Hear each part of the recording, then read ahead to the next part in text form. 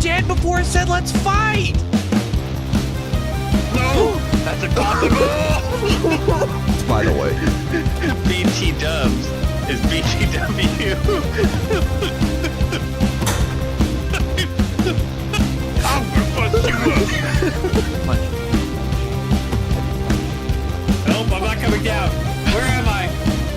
Help! Milk! Chance got $5. The champ got 5 on it. Back where it came from. Go back where it came. Ah, here we go! Oh, fuck! Oh, God!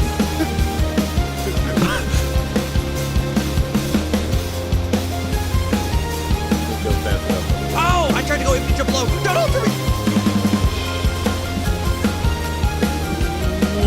Wow! One live, you coward! Oh no, I should have done that.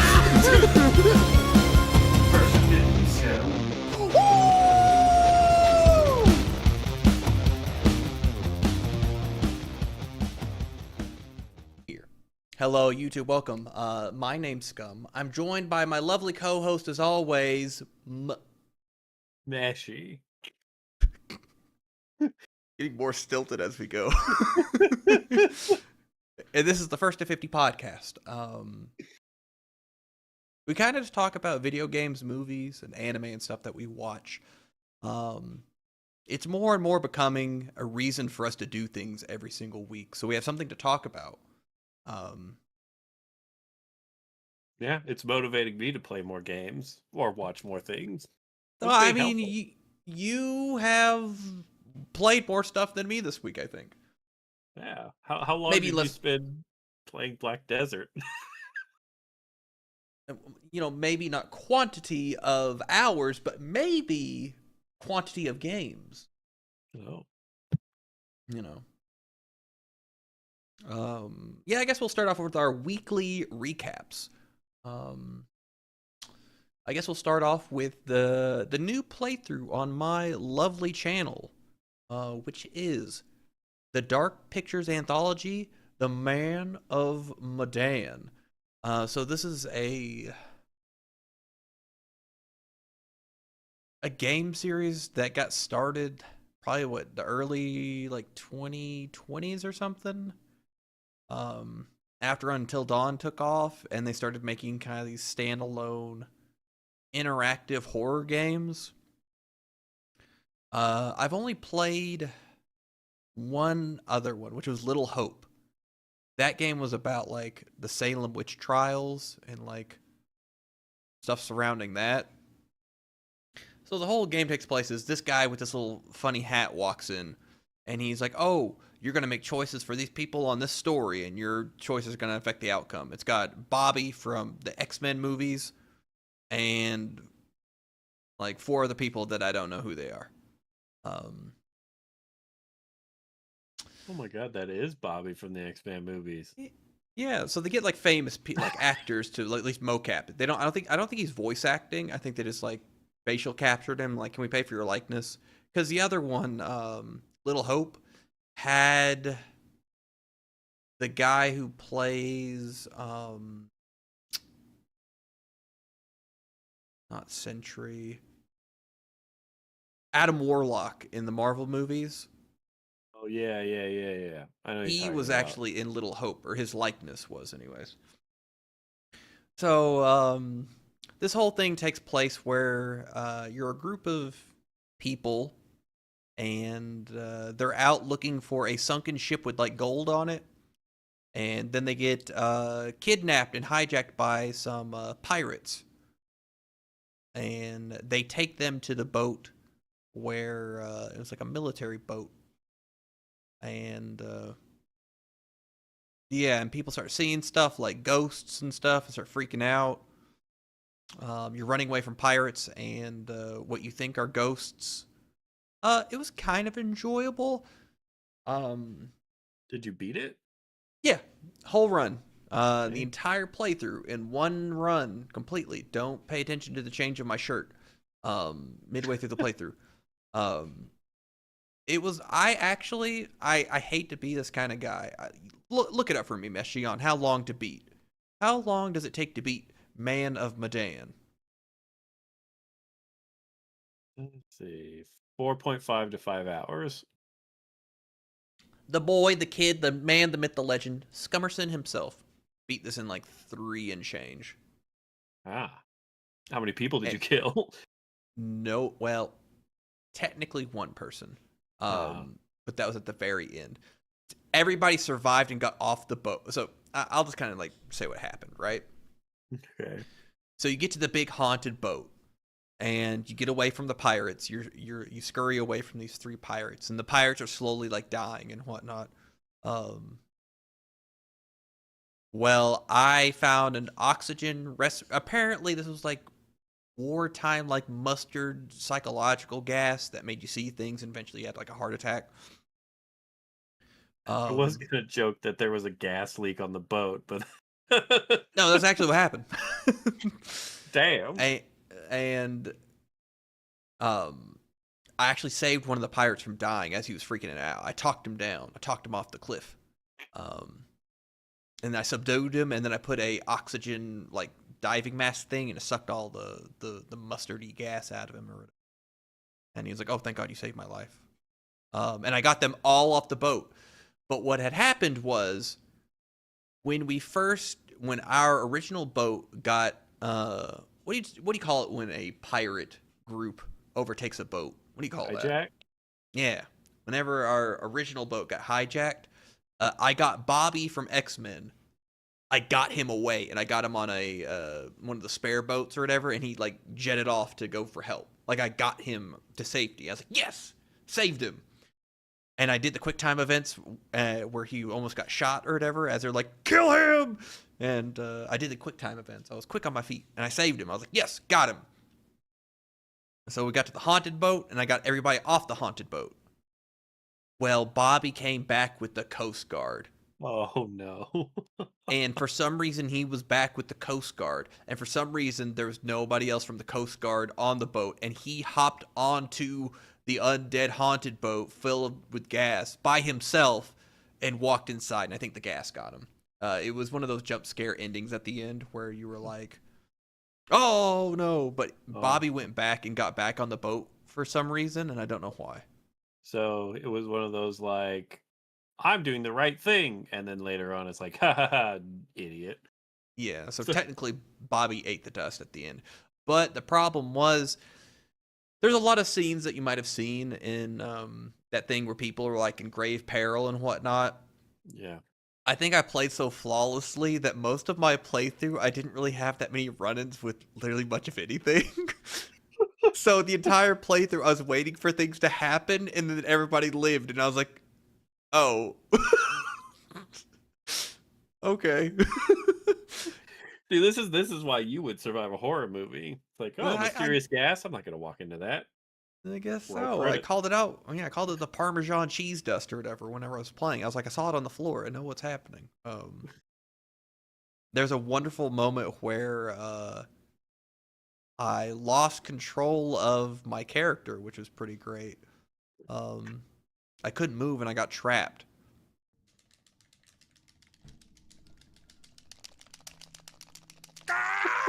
A few moments later. Okay, we're back in there.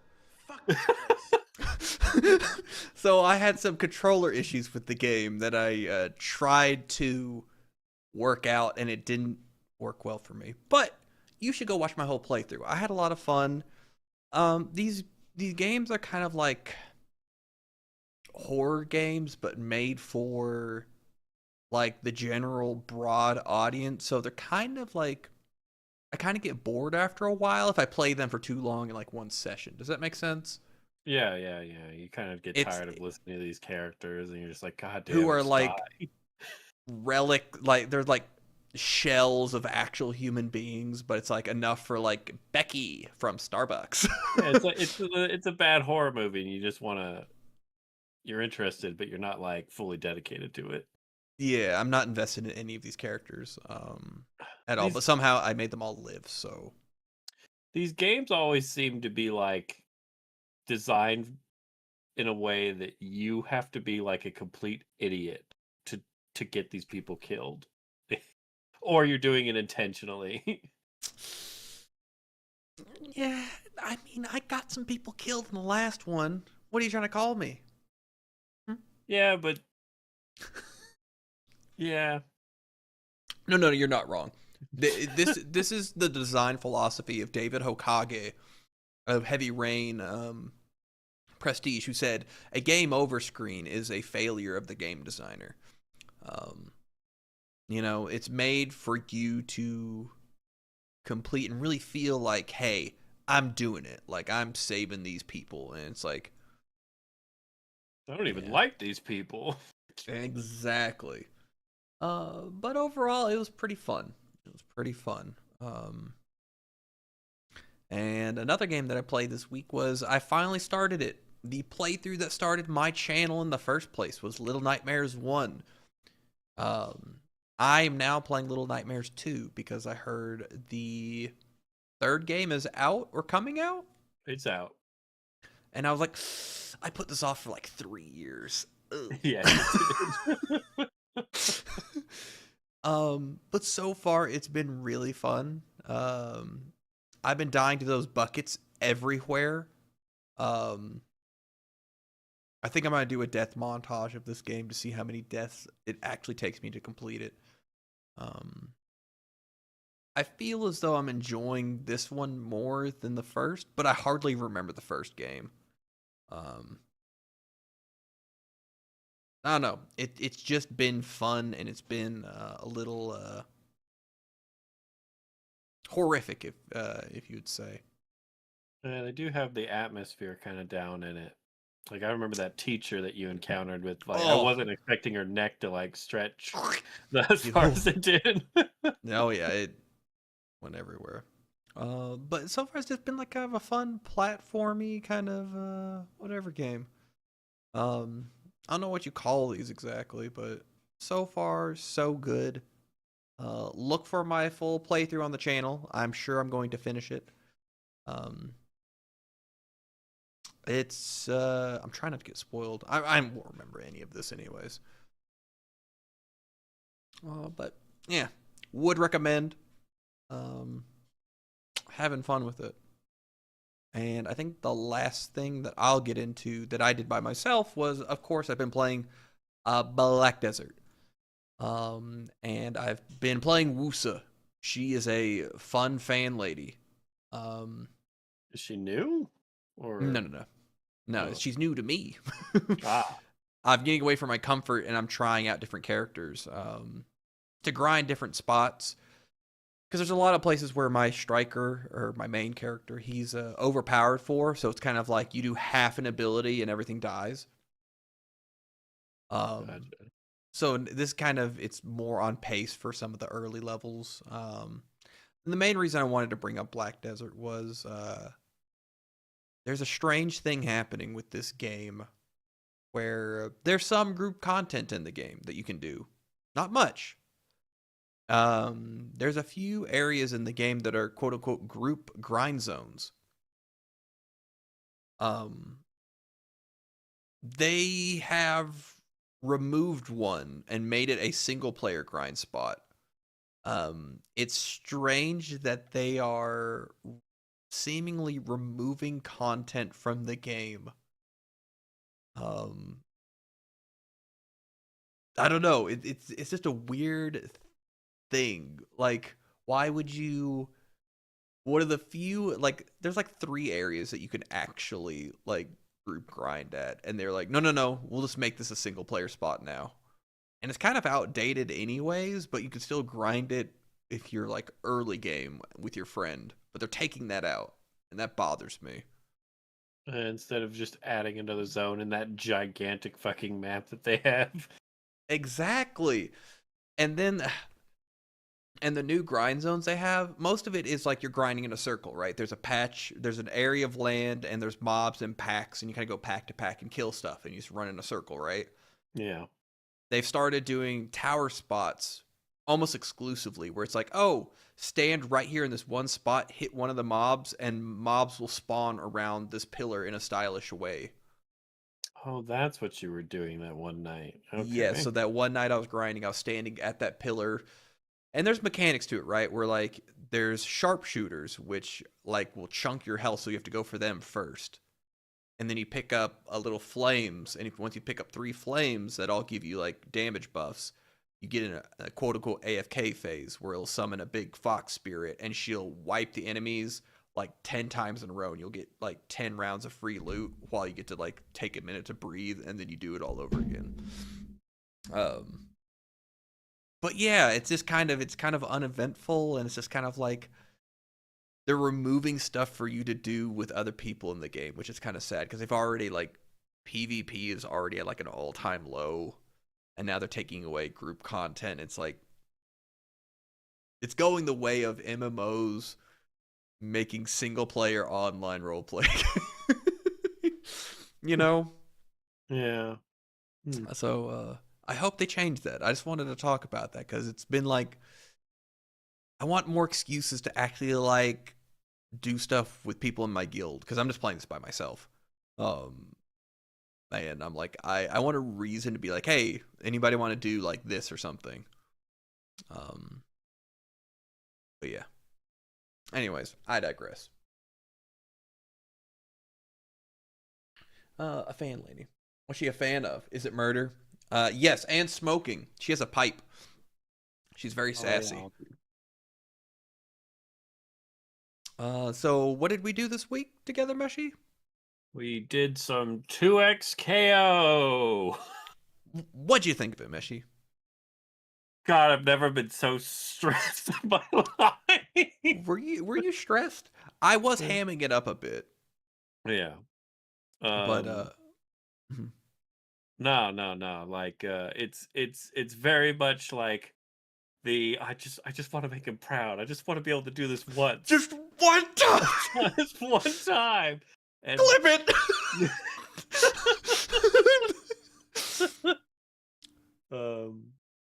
But I mean, it's at its core, it's fun. It's fun to tag in your friend and go I'll be through the talking shit. combo Yeah. Yeah, and be like, what is it? Next character, bitch. It was just one for me. So like initially, I really disliked this game. This game did not have a honeymoon phase with me. I saw what they were doing, and I was like, I don't like anything about this. And now I'm kind of like, okay, well, I wanna play things. I want to make content. I want to do this kind of stuff, and I really had fun with the Strive 3v3. So like maybe I could get like shades of that here. Let me accept the game for what it is, and then just try to learn all of it, right? And just kind of play it as it's meant to be played, and just be like, okay, well, this is just how it is.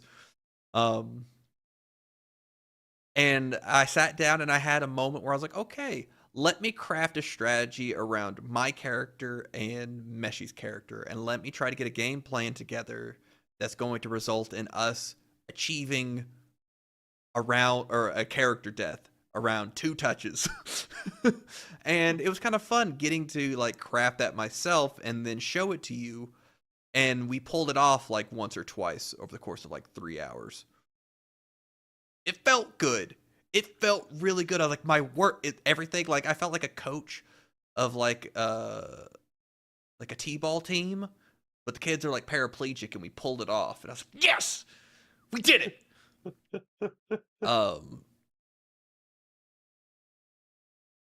I will say there's a lot of things in fighting games that I feel are unintuitive, and you don't really recognize them, I guess, at first glance. And I really felt that when I was playing with Royan. And I noticed, which I'm kind of proud of you for, you might have subconsciously done it. I hope it wasn't because of that, and I hope you really actually caught on to things. So Darius, right? Yeah. He'll do a block string into an axe pull, which he's plussing, and you have to guess overhead headbutt, command grab, or just meaty, right? You just have to guess. You hold up, you get headbutt reset into a big combo or damaging combo. It's like 3 hits. You get grabbed, which is, well, you get grabbed, or, you get counter hit, whatever. You, as the partner, if you push block the last hit, it takes you out of the mix-up completely. Like you push block for your friend, and they don't have to guess. You're just back to neutral again. You were Yeah. actually push blocking at the correct time, and I saw it multiple times. Like, yes, okay, someone's seeing to do it. And meanwhile, watching Roy play, it kind of broke me mentally a little bit, where I was like, are you asleep? You're not even, like, you just have to pay attention to two things, like, maybe push block and break the combo. It's not that hard. And after like 3 hours, I got mentally exhausted. I was like, all right, I'm going to bed. I'm gonna fucking kill him. It was kind of baffling, but I still had a lot of fun. And I was kind of hamming it up and whatever, and just kind of yelling at you two, just because it was kind of fun. That is what we're there for. Yeah. But no, overall, I'm having fun. I did that on the fly, a Lowy level 3 combo, which felt good because I'd never done it before, and I was like, oh, I wonder if this works. You also did that mid-air level 3 Ari combo. You're like, Oh, I'm when gonna I figure fat it finger, out. my thumb just went, and I hit the A and B button at the same time, and I level 3'd Roy, and I didn't mean to, and I was like, worth it. But yeah, no, it's fun. Yeah, I'm coming around to accepting the game and having fun with it. And that cinematic's pretty good. I enjoyed it. League always seems to have like pretty good like cinematics that are like they have music that's like cheesy but kind of endearing. Yeah. But I mean, they've been at it for long enough. I think they've kind of got it down. yeah, so I've enjoying my 2xKO time. Um, I'm just it's kind of shocking the amount of stuff that is kind of like unintuitive to people that comes naturally. Um, I wonder if I need to teach Rowan how to play fighting games. Maybe I can make content out of it. Like a like a like a rage series where you're just screaming at him about how bad he is. Hold on. This was a point where I was mentally guard broken while playing 2xKO with Meshi and Royan. Yeah. Missed a combo.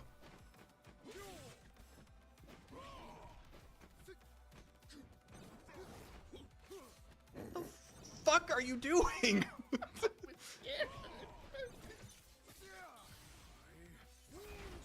Just another combo.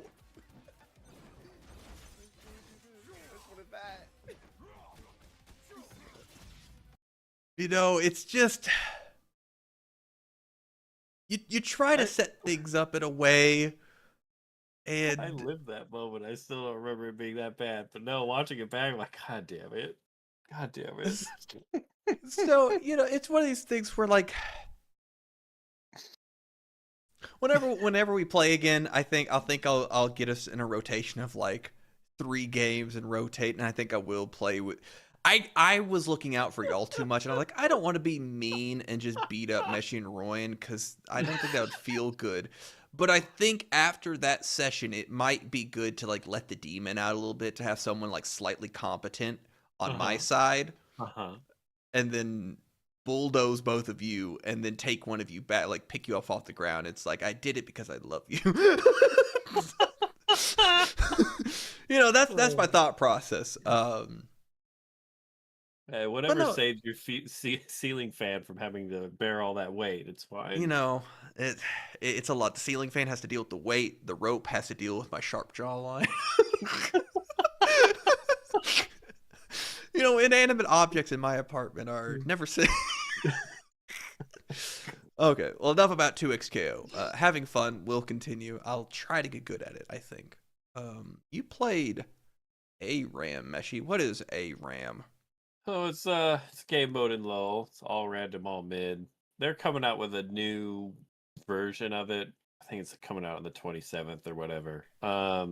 But I have a group of friends that uh have started playing ARAMs again.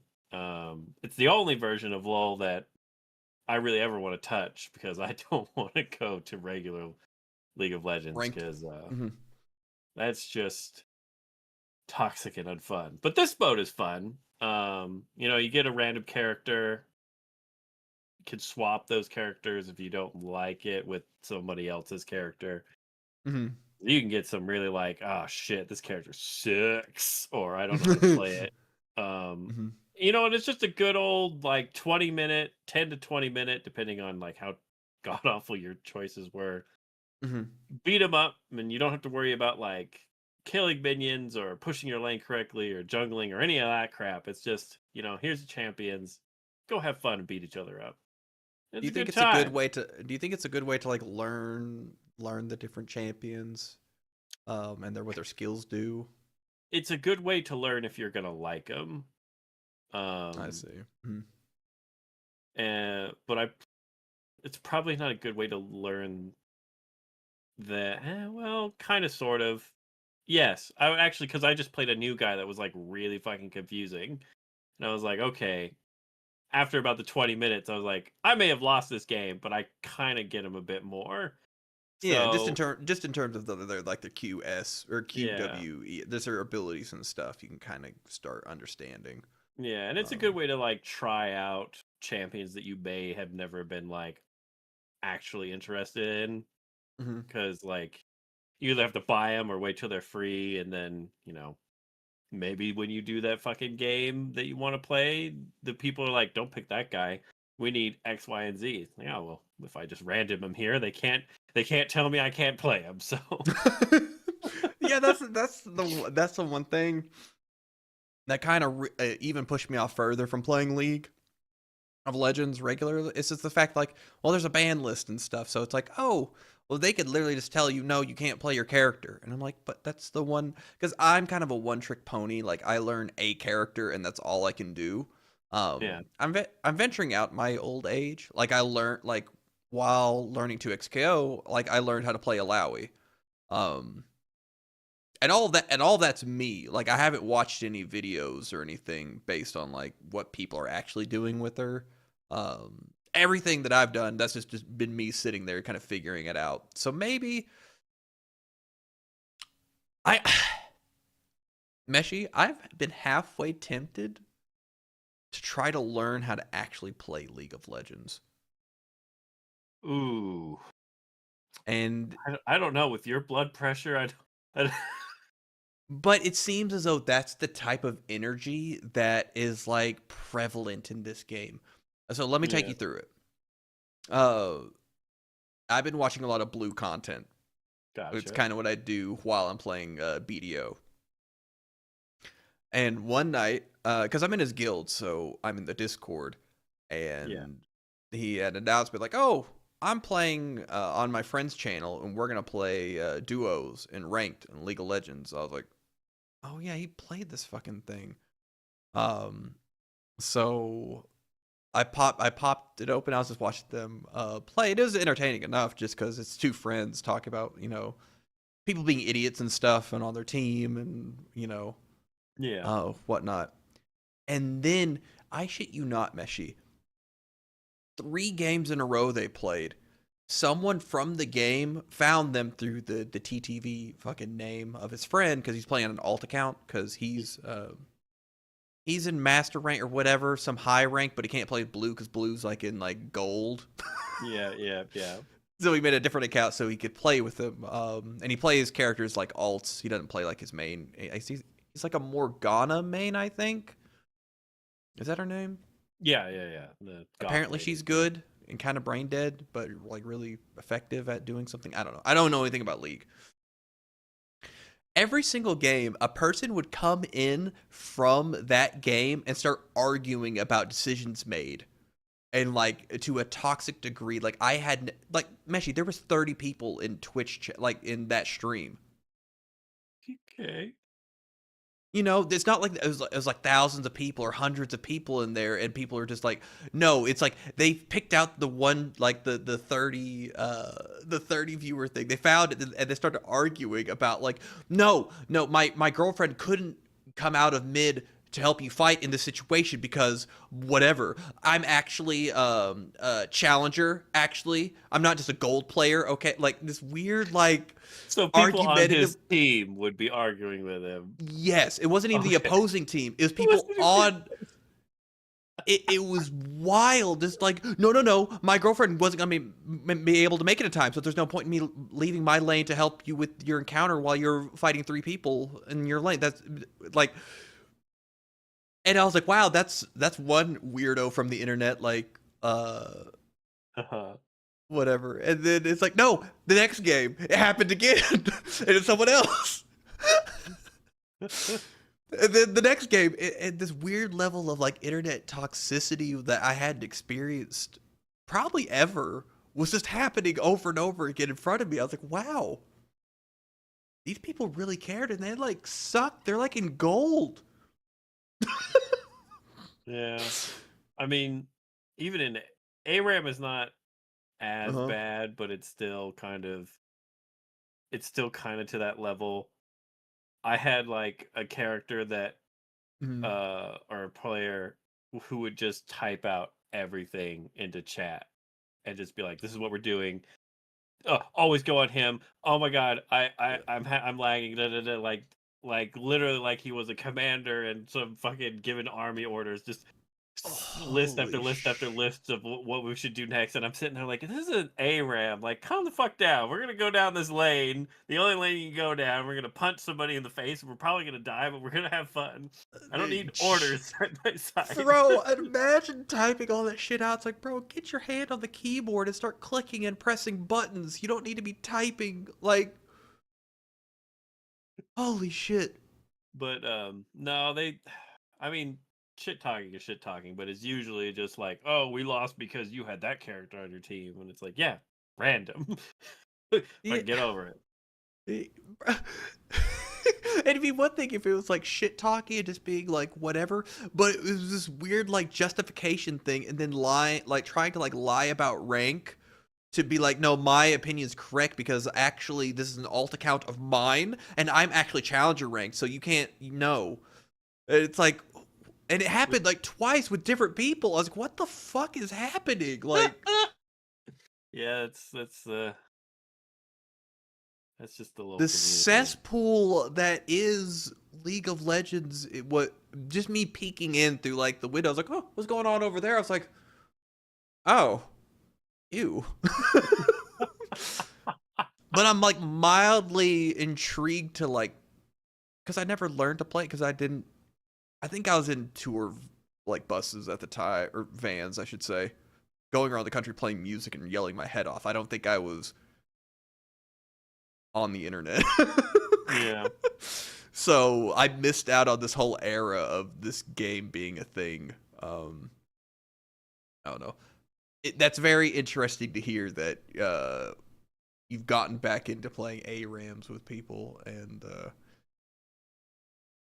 Yeah. I mean, it's hard to find like a 5-player co-op game that you can have kind of just have fun, hop in and just have fun with for like mhm. 10 or 20 minutes. And it's like, I guess it has to be fucking League. You're like, all right. League of But Legends. it's fun enough to for a good laugh every now and then. Oh, bliss. So you're just a Messi, you're a capital G gamer this week. You just played all these types of video games. You played this game called Sworn?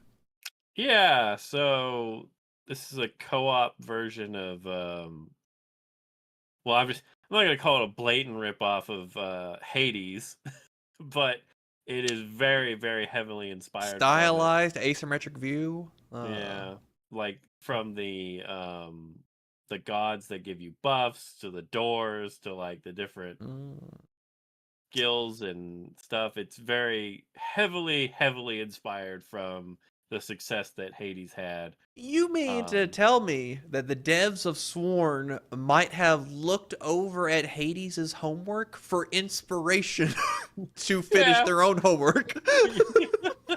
something like that. Okay. But they changed it up by making it up to 4-player co-op. And they made it Camelot themed, so knights and Oh, that stuff. appealed to you, didn't it? Oh yeah. I like magic. I like magic and stupid, silly lore and all that other fun stuff. Um, so it's not as well polished as Hades is. Mhm. There's Of some course. chunkiness to it, and there's some like most of the weapons I don't really like, but there's a lot of heart in it too. Um, Mhm. they went out of their way to make 4 separate characters, and each of them have 4 weapons, and each of them have 4 different spells, and they do different things, and there's talent trees for their weapons, which I mean they don't impact it too much, but just enough to be like, oh, okay, that's just a little something extra in there. But it's a good time. If you're looking for a little multiplayer game to do, and most of the time you end up broken, or someone on your team ends up broken, and then the game just becomes really easy. Oh, fair enough. You get the build, and it's like, oh, I've Yeah. won. Yeah. But luckily the build is always like every run is random. So you're not broken every time. You're just like, "Oh, maybe I'll get that one build again and I'll be godlike." On a difficulty scale, how would you compare it to Night Rain? Being a similar type of a run. Night Rain is far more difficult. It Go is for it. it is not nearly as forgiving as this game is. I feel like has there been new content coming out for that game? They've added more difficulty modes, but I don't think boss wise I don't think they've added anything that direction. They added Might like need to. super night mode. I'm calling it super night mode. They call it something else. I like it. Um, Super but night mode. it's like a night mode within the night mode that like changes things, and I think it makes the boss random at the end, It's all random. so you don't get to pick who you're dealing with. I can't Oh, remember okay. exactly. Yeah. We might need to revisit. It's been some time since we've played Night Rain. We might need to go back. I miss my twin chocolate moons. More, more. More. Pause. Hold on. It reminded me because you were talking about 4-player co-op and like random runs. I was scrolling through Twitter, and you've always seen those memes of like internet things happening. Yeah. And it's like, oh, this perfectly lined up or whatever. This happened on my Twitter feed, and it really made me giggle. Where's Milk Chat? There it is.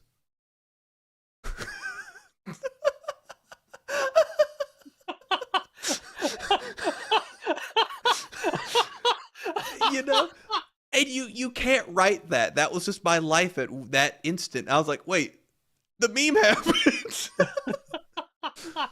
That's that is amazing. That is some top tier internet shit right there. All right, so you played something else, Mesh. You played Battlefield 6. Now, we talked about this game coming out on the podcast weeks ago. Yeah, So is it out now? it is fully out now. Okay, Came so out what's... on Friday. Oh my god, Meshy, was that Tim the Tat Man on Twitch.tv? Tim's the Tat Man. Yeah, so it came out. I've only played a few hours. I did some of the campaign, and then I did I did the multiplayer first, and then I did some of the campaign. It took me like 15 to 20 minutes to figure out the settings that made the game feel good. Oh, And I that see. and I mean Mhm. more like the sensitivity and all that stuff, because it's always set to like default 100, and then I was just like, oh my god. And now the menu has like rows and rows and rows of like all these different settings you can do Oh to my god, tweak your yeah. little game, and I'm just like, where the fuck is the sensitivity scroller?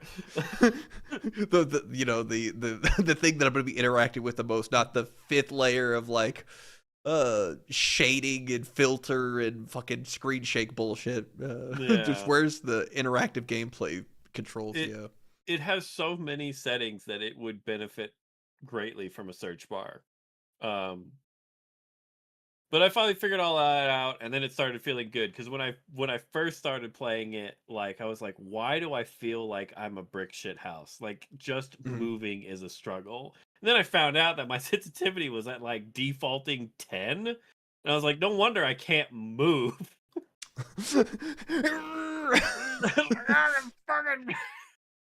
um, Struggling. so I've only played two of two two of the maps. There's like 8 of them or something like that. And they're a variety of sizes. And Mhm. usually Battlefield has like gigantic huge maps, and then you have like smaller maps and blah blah blah blah. But it's mostly what they're known for is their giant maps. Well, in the last game, 2042, they made fucking huge maps because they were trying to fit 120 players on it. And that made them feel very empty. And then they kind of fixed that as the game went on. Well, in this game, they went the complete opposite direction, which is they put it's not super close, but they're much smaller maps, and the Mhm. objectives are not like 5 feet away from each other, but they're within like, oh, I'm gonna get there and I'm gonna get into the action. And it's very much like action, action, action, action, action, action, action. And at first, I was like, wow, this is amazing. Like, it's basically never a dull moment. Mhm. Whereas the previous game was like, okay, I did the thing. I'm going to sprint over here and I'm going to have 5 minutes of downtime. It's like in this, you're like lucky to have like 10 or 15 seconds of downtime before you're either shot at, blown up, flanked, stabbed in the ass, or hit in the head with a sledgehammer. Um, which at first I was like, this is great, you know. But then as I was playing, I was like, I have absolutely no time to just collect myself. Like, He's overstimulated, chat. Oh my goodness. He's I was like, overstimmed. I've killed 2 guys. I need to reload. Oh, there's 8 guys coming over this mountain right now. Fuck. Or like, ooh, the ladder. I could use the ladder. Let me figure out where I want to go. It's like, no, you had to have figured out where you wanted that fucking ladder to be 15 seconds ago before you even thought about where that ladder was. Because guess who's coming over this ridge right now? Or who had the exact same idea, who then just got up on this roof. So it'll be interesting to play the bigger maps. Because right now it's like, God damn it! Like the only time I actually had like a moment to ever think was when I sniped for 5 minutes. I was like, oh, this is actually quite relaxing. and, Ah. and some guy's head flies off in the distance. Um, but it's it is a so far initial experience is a very good Battlefield game. It's 2042 was not great. I didn't mind it, but it wasn't great overall. The feel, Mhm. the operators, trying to go Call of Duty style with it, and the gunplay and stuff like that. This one, they kind of went all in on like, okay, we're gonna make it atmospheric as fuck. There's gonna be an explosion every 2 seconds. This plane is gonna crash into you because that asshole didn't pull up in time. I watched a jet suplex a helicopter because he couldn't shoot it. Like he he basically, instead of, like, the helicopter was basically outmaneuvered the jet, and so the jet just did a loop-de-loop and like body slammed it into the ground and blew it up instead. And I was like, wow, okay, well, that's one way to take care of the helicopter. And I can only imagine the pilot just being like, fuck you. That um sounds powerful. I'll be interested to hear how this goes going forward and whatnot, if it would be worth picking up or not. I'm trying to get a sledgehammer kill, but it's so fucking difficult because Oh, I just bet it is. there's so many people on top of other people when you're trying to get like a sledgehammer kill, and I was just like, oh, I just want to hit you in the back of the head, but you had like 4 other guys with you. Is that all the video games you played? Yeah, I believe that's all of them. All right. And holy shit, what a name of what you're about to pull up here. Yep. So, internet. I'm a simple man. And I am fond of raccoons. I always have been. They're just little bandits, and I've always loved their existence. Last week I spoke about an anime that I was interested in watching, called With You in the Rain, which is a lady who finds a raccoon on the side of the road, and she takes it home, and the anime goes from there. So I was like, oh, I'm in a raccoon mood. Let me find a horror movie to watch while I'm playing BDO. Guess what? This movie is called Crack-Coon.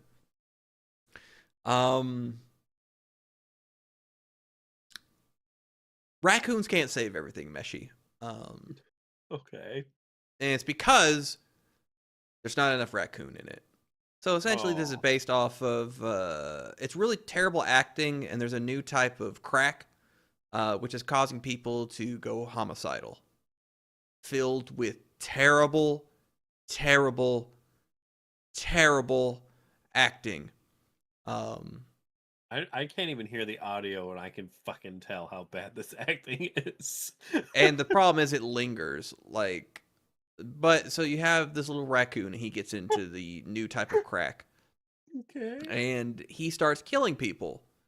The problem is it's just them tossing around a stuffed animal and acting like it's killing you. Yeah. So you're not really getting a lot of fun stuff from the raccoon. It's more just the terrible people like acting in it.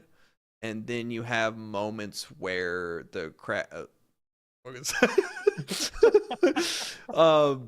I'll be honest, Meshi, I didn't finish it. Eventually I was like, I'm not getting enough raccoon in this Crack-Coon movie. Yeah. So I moved on. Because God, I'll that stomach a lot. looked fucking awful. Like, It was. But I spent time doing it. I also started. Oh, I watched 2 episodes of it. This anime is called Togen Anki. It's a strong personality, and he yells a lot when he's interacting with people, and it's a little more goofy than I thought it was going to be. I don't think I'm going to continue it. I'm dabbling back with anime. I'm watching anime again, so I was like, oh, people are talking about this one, and yeah, it's just too generic and too just. I don't like when anime does the typical anime thing where they like cut and zoom out with like a pastel background and people are making funny faces in the middle of like people like fighting and dying. You know? oh yeah, I got what you're saying. It's just kind of. I like a lot of edgy things. Like I will not defend it. I'm an edgelord. I love edgy. But I like it when it's played like really sincere and like honest to itself. Like if you watch Death Frenzy, like you watch with me, Meshi, that's edgy to the nth degree, right? Hyper Right. serious. I'm all about that. When you get like too cutesy while trying to be like, oh, this is happening, you kind of lose me a little bit. I gotcha. Plus that Can't opening that opening scene with like the samurai and the oni, I was like, oh, okay, that's kind of a cool looking anime. And then it's like, and now we're in high school, and it's like, oh, Yeah, yeah, and it's that's just like, oh, disappointing. you have difficulty hiding your Oni horns? I can do it at will. Like, fucking, oh my god, I'm gonna be late for class, and my teacher will kill me if I'm late. I'm like, gives a fucking goddamn it, like, and maybe that's me getting old. I don't know. I don't know. You liked MASH, or was Oh my that his god, name? that show was so fucking funny. We need to get back to it, but that was like funny from the get go, and I love I'm Meshi. I'm fascinated. I'm glad you said that.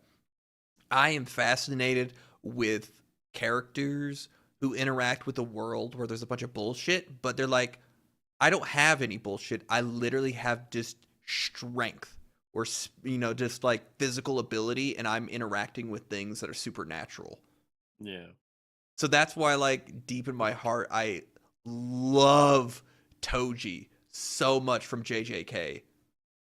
Oh. And the Yeah. fact, like, I even rewatched it, that first fight he had with Gojo and how he bodied him the first time, and I was like, oh, that was just pure, just like talent and like outthinking somebody. And he got saved by plot armor, and it bothered me because he got bodied so hard that first. His whole torso got ripped open. It was so hard. Anyways. And the only reason Toji lost the second fight was because he hesitated for a millisecond. And that's why I'm excited to see Maki whenever this third season starts, because I think I'm going to get more of that, because she's very similar in that sense where it's like, I got no curse ability. I'm just strong, and I need glasses. Yeah, supposedly she's stronger than he is. I bet she'll get to that point. I bet. Yeah. Toji was taken from us too young. Yeah, because Toji, because his like, because you either get really strong curse energy or you get really powerful physical ability, and then that dries up the other pool. Where Toji could still kind of see spirits and stuff as like a glimmer or like a shade, and she can't see anything. Yeah. Oh, that's so cool. And I even went back to that trailer for JJK to rewatch it for that 3 seconds I got to see of her. I was like, I don't know how. I don't think I've ever been so invested in a show for a side character. Because, like, most of the other characters I don't really care all that much about. To the point where I'm like, oh, I love JJK. But I got Toji, and I was like, I love this show. And then it took a Toji away from me. I was like, oh, I'm sad because I don't have him. And then he came back for a little bit, and it was the best moment of that whole second season. And now he's gone again. So I'm hoping I'll get shades of that with her, because I've seen some manga panels, and I'm like, that's a hard look. Yeah, I mean that's Toto for me. Oh yeah. No, and I think he disappears for like, I think he's just in the background now. You don't actually see him fight until like the final thing, which is disappointing. Oh, so you're gonna be like sitting there and being like, I miss him. I miss him. And I'm gonna be over here like, oh, Meshi, she's so cool. Yeah, lucky you. Oh. Come on, do something. You gotta do something with your one hand. But anyway, side tangents aside from anime stuff. So I watched a film called Shutter Island. I've never watched this movie before. Meshi, have you seen it? Is it the Leonardo DiCaprio one? Mm-hmm. I haven't. I think I've only seen clips of it. Who directed this film? This is a Martin Scorsese film. Okay, I remember back in the day, this came out in 2010. Everybody was ranting and raving about this film. Right? Right. Do you care about this movie enough to me not say anything about it? I already know what the big spoiler is, so go ahead. Okay. So essentially, the movie follows the plot of he's a U.S. Marshal, right? And he's going to a mental health facility to investigate the disappearance of one of the patients, right? She just disappeared. And he's following around this whole thing and whatnot. And I was like, okay, what's going on here? Because I heard nothing about this movie other than that people were going on about how good it was. And it's like, what a twist and whatnot. So I was hoping for like a Twin Peaks moment. Because Martin Scorsese, he's a famous dude, right? He's made some films. I didn't like this movie all that much, Meshi. It was very on the nose. It was from the get go. Spoilers, of course. I was like, oh, he's a patient.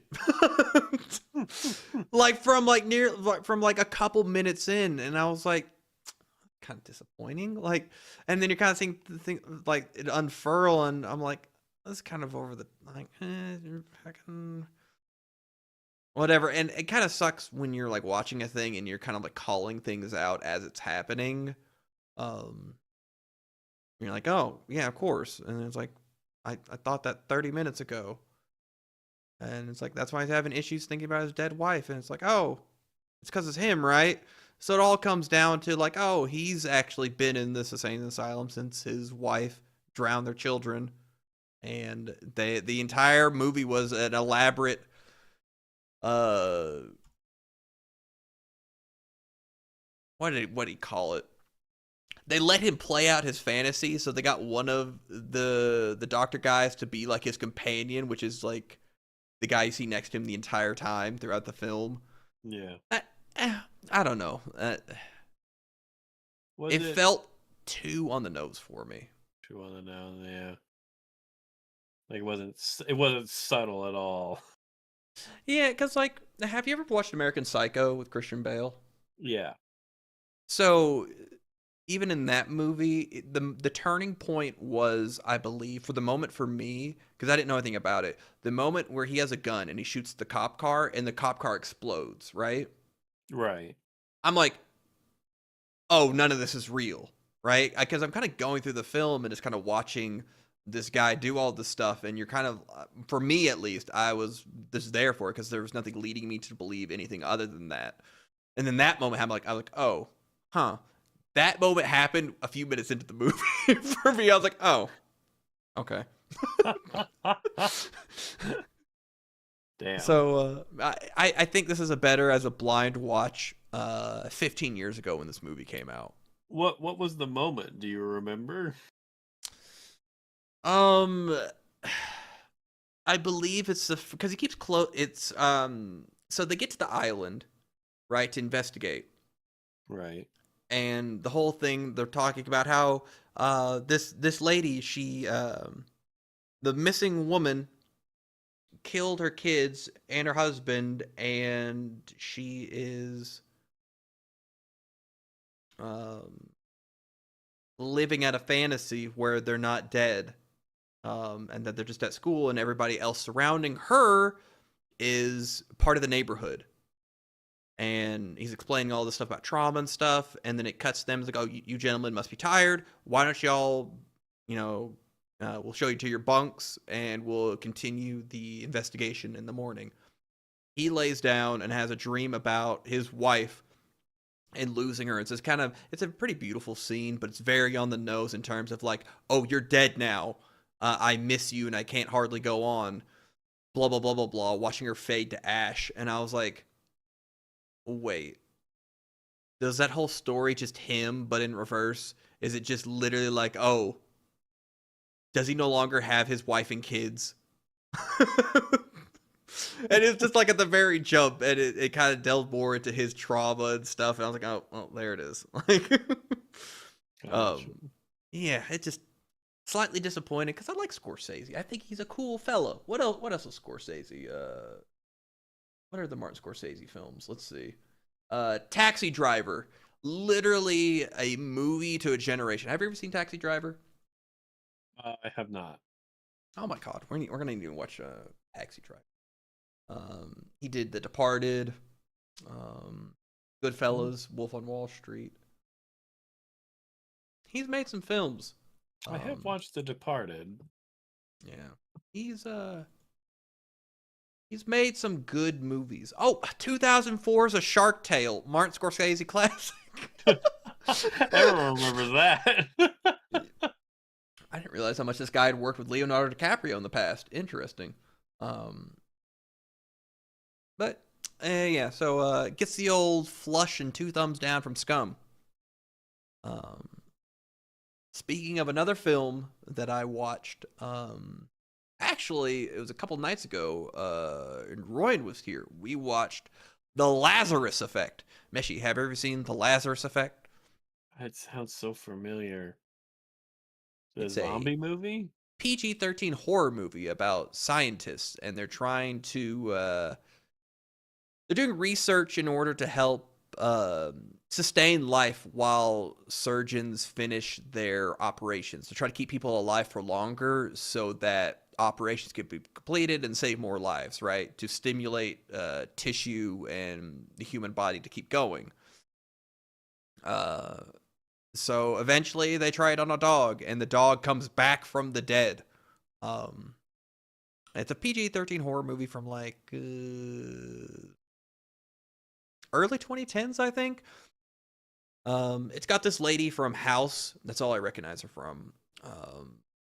Childish Gambino, aka Donald Glover. Some kind of like small time people. It was like an hour and 20 minutes, and it felt like 2 hours. It kind of felt just atypical for like a PG-13 like scary movie. Oh, brother. Okay. So it works on the dog, right? Right. Let's pause for a second. So it works on the dog. What do you think they do with the dog, Meshi? I almost say they kill it again, but they probably take it home, right? They take it home. This thing that got put down, they bring back from the dead, and their first inkling, instead of like, oh, let's, contain it or let's study it, let's just take it home. Like, just immediately. It's like, why would you? And they've already like studied part of whatever the serum thing that they're doing is. It like overstimulates aggression and all this other kind of things based on like where you are at the point of death. Your fight or flight's going off, or they try to explain it in some way, and whatnot. So this happens, and they've been given a grant to study this stuff, and they're 3 years into their research, right? Right. All of a sudden, guess who from Twin Peaks comes, Meshi? Cooper? No. The dad. Laura! Oh, of course. It's always him. It's always him, baby. He comes in a suit with a bunch of guys. He's like, stop the presses. Everything here's ours. Grab the hard drive, boys. Okay. And they seize all the research. And he was like, see y'all, the Twin Peaks of the return. And he leaves. And they're like, what the hell happened? It's like, oh, well, there's a clause that if you break whatever, you're supposed to be studying this, but you've morphed it into bringing stuff back from the dead. So the parent company is now seizing all of your research. You're out nothing. So they're sitting in this empty laboratory, and they're like, oh, this sucks. Well, let's try one other thing. And they end up going to do something. Well, guess what she does? She kills herself. Yes, Meshi. She leaves. So whenever you're throwing a switch, you have to wear these giant rubber gloves, non-conductive, to do this thing. Well, she's like, my husband has been balls deep in this research for 3 years, or my fiance has been balls deep in this research for 3 years, put off our wedding and stuff. I just want him to love me. Puts on her wedding ring and raw dogs the lever while they're doing the experiment to kill herself, to give him an excuse to be like, well, we're going to pump her full of the juice now. Okay. So that's what they do. And guess what? She comes back from the dead. Even bigger than before. She starts out okay, but guess what, Meshi? Guess what happens when she comes back from the dead? Take a guess. He starts cheating on her with someone else. No. What do you think happens to her, Meshi? She starts either becoming aggressive or decaying. Worse. Okay. She becomes the fusion of Charles Xavier and Schmagneto. Oh. She could read everybody's thoughts, and then she She gets aggressive, of course, but she could read everybody's thoughts. And then she gets hyper aggressive. And guess what she does to Donald Glover? Chokes him to death. No, puts him into a metal filing cabinet and crushes it around him with a gravity squeeze. Puts him in a metal filing cabinet. Yeah, Wait, like what this are the- big, like a big cabinet that's made of metal or whatever. Oh, okay. I was thinking like, oh, that's amazing. You Oh, she gains fucking. Oh my god. Okay, yeah. Okay. and she starts closing stuff. She nearly so it's there. She puts him in it, and then she starts crushing it, and then she squeezes him dry.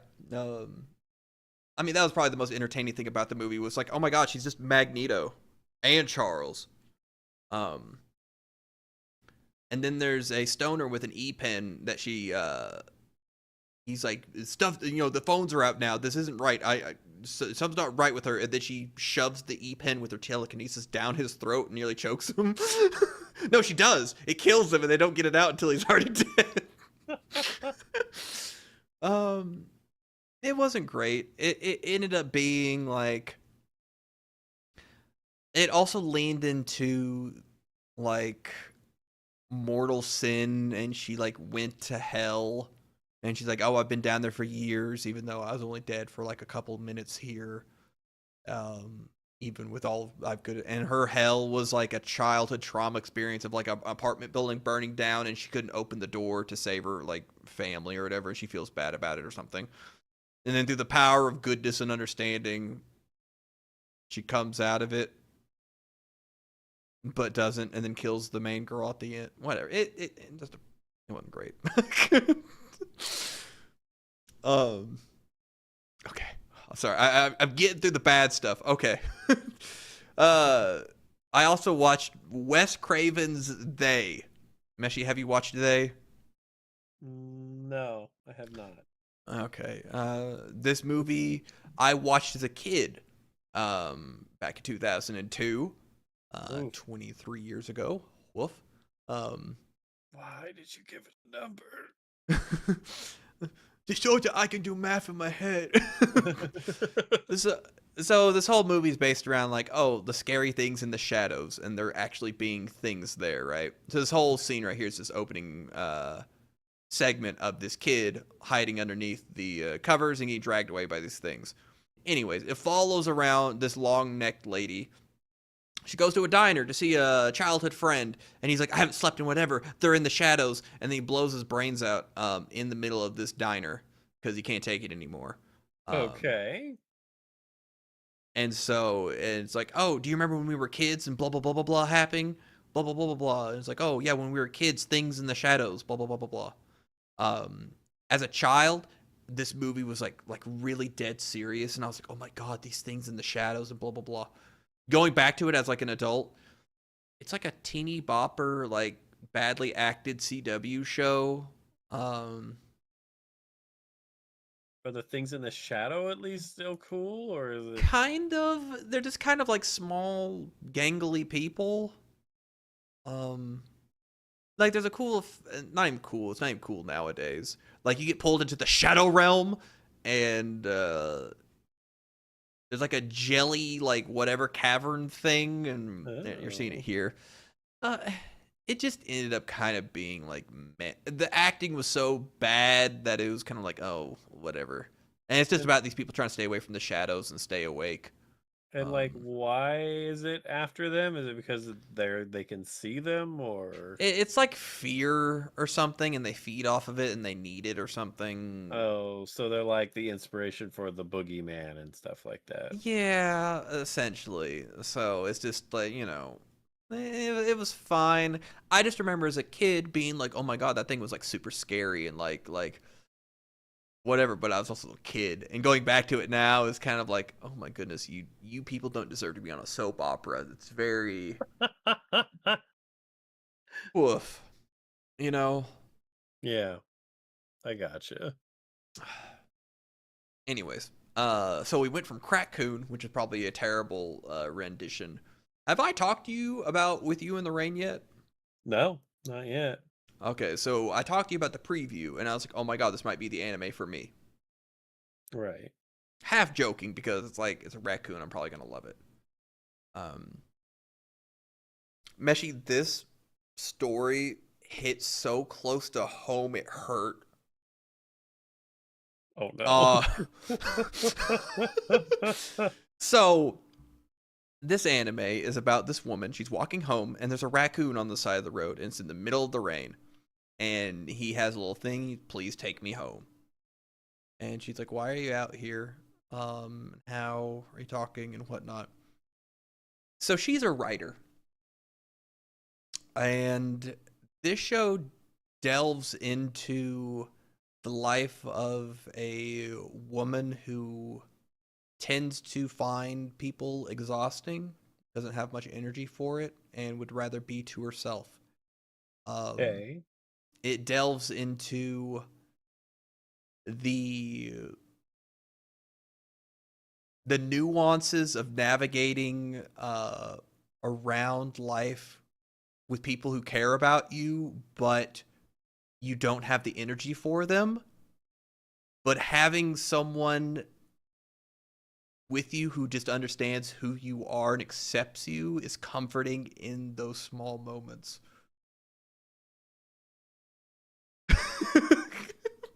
Oof. It's about a woman also in her early 30s looking back on her life and seeing how she was different and how a lot of the typical interactions and things were, in my own lyrics have written, passing glimpses of things unfelt. Um, and it delves into the fear of expressing and showing your work to others to view, because in terms of writing, it can be the most honest and vulnerable that you can be as a person to create something, especially written word, and have it read by another person. Um, it and even the titles "With You" and "The Rain" comes from um the the play on something that people tend to avoid, which is the rain Uh-huh. and loneliness and seclusion, where most people avoid it, but I find comfort in it. And also, my little companion understands that and is okay with enjoying the rain with me. Meshi, I need a raccoon. Yeah. This Well, show, goddamn. it hit emotional chords that I was trying to dodge bullets, and it kept going. And I really enjoyed it. I really enjoyed it. I expected a cute show. I'd be like, oh, most of this is like frilly whatever stuff, and it's like she ends up having a conversation with one of her friends. She ends up taking on a job to write a storyboard and a screenplay for an animated show. She has someone reach out to her to ask her to write it, and she's like, well, okay, I'll try doing it. And she ends up eventually going out to lunch with her friend, and she's talking internally, and her friend's looking at her. It's like, yeah, I know you understand that. Like, I understand you. You're, very within yourself, and even right now, you're thinking inside your head about things. I'm just glad that you reached out to me.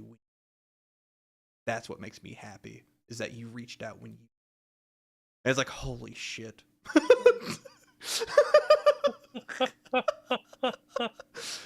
Ah, good show. I finished it out, and yeah, I would recommend it if you're a 30-year-old looking back at your life. High praise.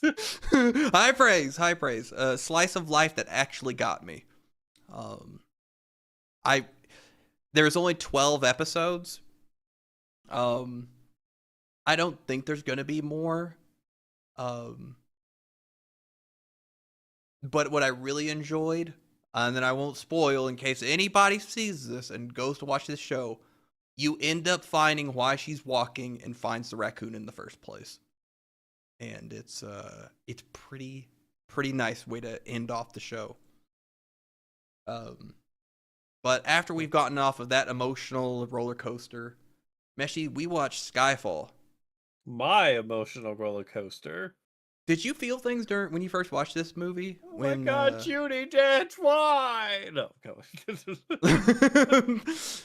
It's okay, Meshi, if you did. If you felt things when Judy bit the dust. Spoilers. I just remember because she's been M for like, I don't even remember if it was before whatever his fucking name is. The guy, the gold finger, Goldeneye guy, yeah. Yeah.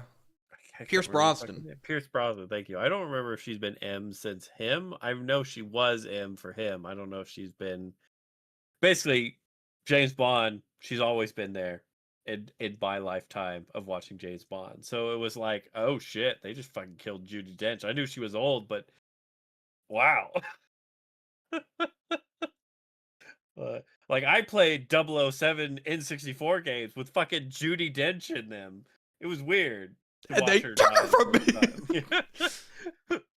But because this was the second time I've seen Skyfall, so it wasn't as impactful this time around. But the first time I watched it, I was like, oh, I can't believe they just did that. She's gone. Yeah. So a couple weeks ago I talked about Quantum of Solace and I was bored and I didn't like it all that much. Yeah. This movie was much better. I feel as though the guy from No Country for Old Men, I forgot what his name is. He was a better opponent for Bond to be going up against, right? Yeah. He just had a lot more screen presence. Well, yeah, and you see him here, right? Yeah. He just wants And to I was like, kiss Bond. Well, looking at him like, why did they like dye his hair and his eyebrows? And then you find out that he took a cyanide capsule and like half his face is collapsed. It's like, oh, you're trying to like get it back together. Like you have the denture implant and whatnot. So the dyed hair like grew on me. It made sense to me because half his face is like caved in. Yeah. So I was like, at first I was like, ooh, this isn't a great look. And then I got that revelation of like what he actually looks like. And I was like, oh, okay. I'm picking up what you're putting down. He's a much more menacing kind of person as opposed to that sniveling weirdo who's just selling land. Yeah, this was just a more enjoyable film. I did talk about it last time. The intro song was far better in this movie for Skyfall than it was in Quantum of Solace. If you go to Quantum of Solace's intro song, it sucks. Like, it's bad. And they got Alicia Keys to sing it. It's a travesty that they let her sing that song and they did her dirty like that. But this track for Skyfall was much better. Much better. How many other Bond movies do we have to watch? I think there's two. There's Spectre, and then there's one after that, but I don't remember if Spectre's the last one or if it's named differently. God, what Let's is see. it? Just in order. Let's see. Skyfall, Spectre, and then No Time to Die. That's what it is. No Time to Die. Yeah, he had a 5-run stint on Bond movies. It was pretty quite the illustrious career. We don't have any word on a new Bond yet, do we? Not yet, no. I'll be curious to see